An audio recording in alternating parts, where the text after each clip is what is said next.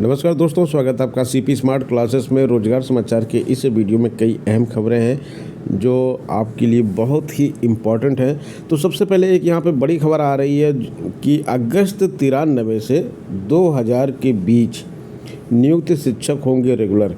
यानी कि जो 2000 तक के शिक्षक हैं, जो 1993 अगस्त 1993 से 2000 के बीच में जिनकी पोस्टिंग की गई थी, जिनको जो है शिक्षक बनाया गया था, मतलब वो रेगुलर नहीं है, गवर्नमेंट टीचर नहीं थे, लेकिन उस बीच में जॉब करना शुरू किए थे, उन सबको रेगुलर कर दिया जाएगा। आदेश मुख्य सचिव के माध्यम से मुख्यमंत्री को 48 घंटे में भेजने का निर्देश दिया गया है और अपर महाअधिवक्ता ने सरकार के फैसले के लिए हाई कोर्ट में समय मांगा है। सरकार को गुमराह करने वाले अधिकारियों पर कार्रवाई करने की बात की गई है। 7 अगस्त 1943 से दिसंबर 2000 के बीच नियुक्त 1000 से अधिक अस्थायी अध्यापकों को नियमित करने पर शीघ्र ही सरकार निर्णय लेगी और वर्ष 2000 के बाद के मामले में सुप्रीम कोर्ट के संजय सिंह केस में दिए गए फैसले के तहत फैसला लिया जाएगा। यह भी कहा कि सरकार इन अध्यापकों को वेतन देने पर भी विचार कर रही है, किंतु पहले नियमितीकरण पर निर्णय लिया जाए। नियमितीकरण का जब निर्णय हो जाएगा उसके बाद बाकी वेतन और अन्य शर्तें वहाँ पे देखी जाएंगी। 69,000 शिक्षक भर्ती के अभ्यर्थी लगातार मंत्रियों के आवास का घेराव कर रहे हैं और कल इसी श्रृंखला में ये सभी लोग पंचायती राज मंत्री ओम प्रकाश राजभर के आवास का घेराव करने गए थे और वहाँ पे ज्ञापन दिया। वहाँ से आश्वासन मिला है कि सीएम से वार्ता करवाई जाएगी। सुप्रीम कोर्ट में 9 को सुनवाई है। 69,000 शिक्षक भर्ती में चयनित अभ्यर्थियों ने सुप्रीम कोर्ट में अपनी सेवा सुरक्षा आदि को लेकर रिट दायर की थी। रवि सक्सेना आदि की इस रिट पर 9 सितंबर को चीफ जस्टिस की अध्यक्षता वाली 3 सदस्यीय पीठ सुनवाई करेगी। अनारक्षित वर्ग के अभ्यर्थी विनय पांडे ने बताया कि इस मामले में कई रिट हुई हैं। उम्मीद है कि सभी पर एक साथ 9 सितंबर को सुनवाई होगी। इनमें एक ही भर्ती के कई बार आरक्षण का मुद्दा प्रमुखता से उठाया जाएगा। एक ही भर्ती में कई बार आरक्षण, यानी कि जो टेट में आरक्षण लिए हैं उनको सुपर टेट में आरक्षण ना मिले, और इसी बेस पर जो है ये आरक्षण घोटाला किया गया। टेट एक अलग चीज़ है और सुपर टेट एक अलग चीज़ है।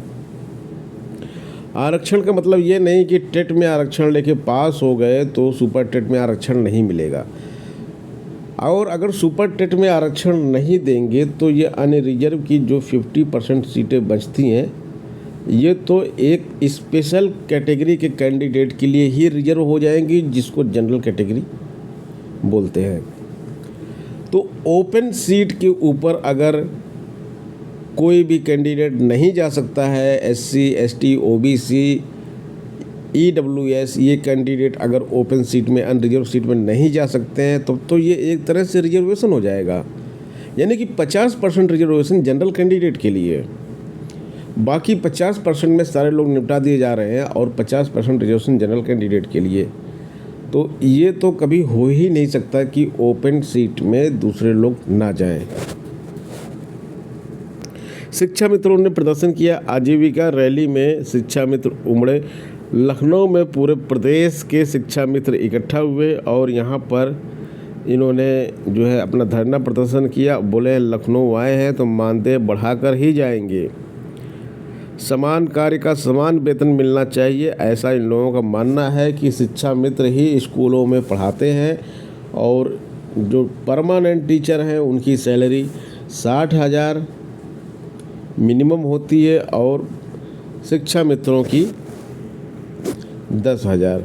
अब 10,000 में घर चलाना मुश्किल होता है और 60,000 शिक्षक लेते हैं, पूरा लोड शिक्षा मित्र पे होता है। तो इसलिए शिक्षा मित्र चाहते हैं कि समान कार्य का समान वेतन क्यों ना हो। 35,000 प्रसिद्ध स्कूलों में स्मार्ट क्लास बनाने की भी घोषणा इस बीच में की गई है।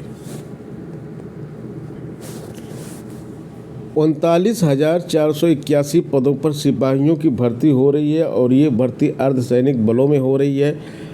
अर्धसैनिक बल में कौन से बल आते हैं? BSF 15,654 पोस्ट पे भर्ती है। योग्यता इसमें हाई स्कूल मांगी जाती है।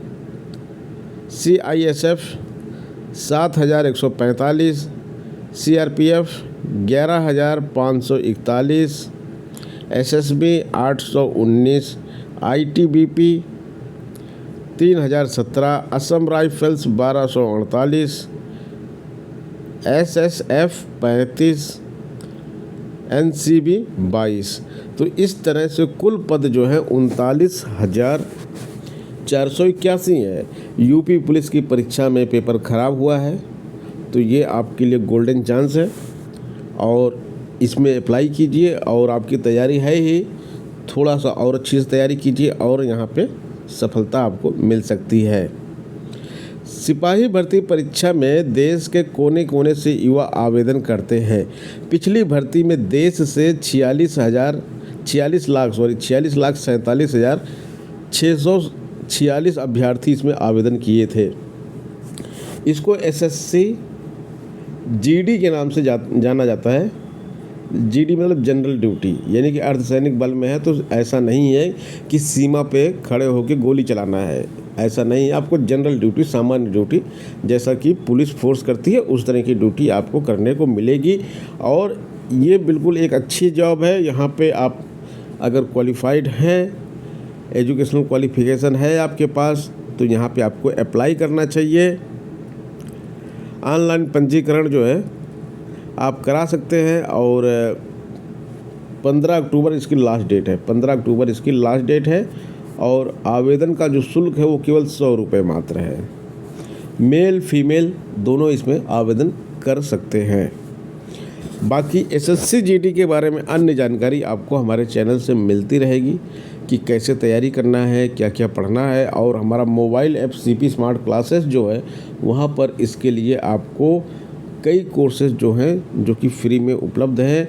एक तो डेली टेस्ट होता है एक वहाँ पे, जिसमें 6-7 क्वेश्चन डेली आपसे पूछे जाते हैं। वो इस तरह की परीक्षाओं के लिए ही होते हैं। अगर आप उसको ही करते रहेंगे तो आपकी तैयारी लगभग पूरी हो जाएगी।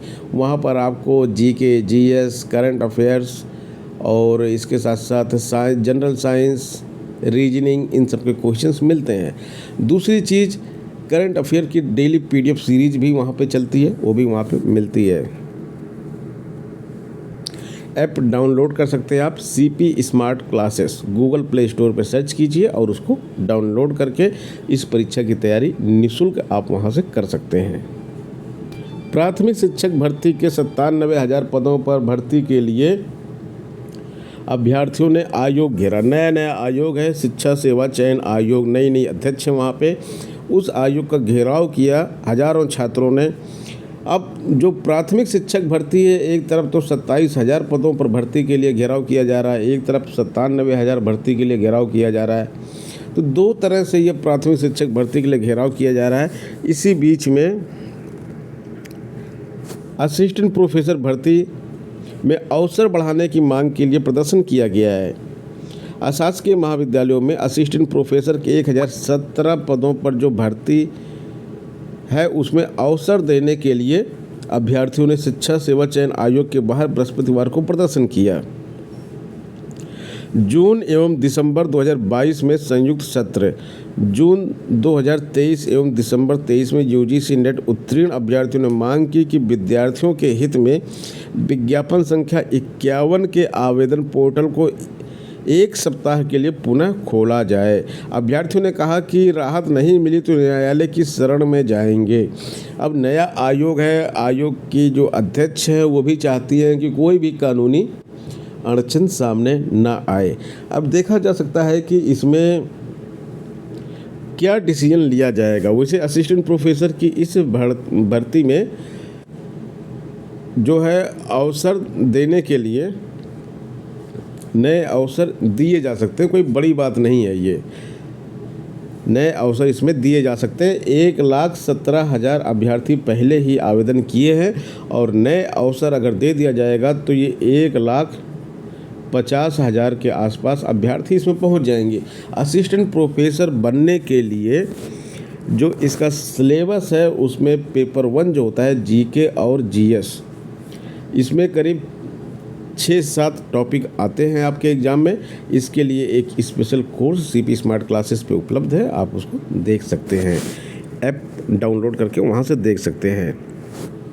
अब जो छात्र हैं, ये हम बात करते हैं 97,000 शिक्षक भर्ती की, क्योंकि अध्यक्ष ने बोला है कि कैलेंडर जल्द से जल्द बनाकर घोषित किया जाए, शिक्षा सेवा चयन आयोग का कैलेंडर, और उसमें केवल 2 भर्तियों की बात की जा रही है। एक 1017 असिस्टेंट प्रोफेसर, एक 4163 टीजीटी पीजीटी शिक्षक भर्ती की बात की जा रही है। तो छात्र इसलिए और ज़्यादा परेशान है। भाई बेसिक की भर्ती के बारे में आप क्या बोल रही हैं, बेसिक की भर्ती कब होगी, प्राथमिक शिक्षक भर्ती कब होगी, छात्र ये जानना चाहते हैं।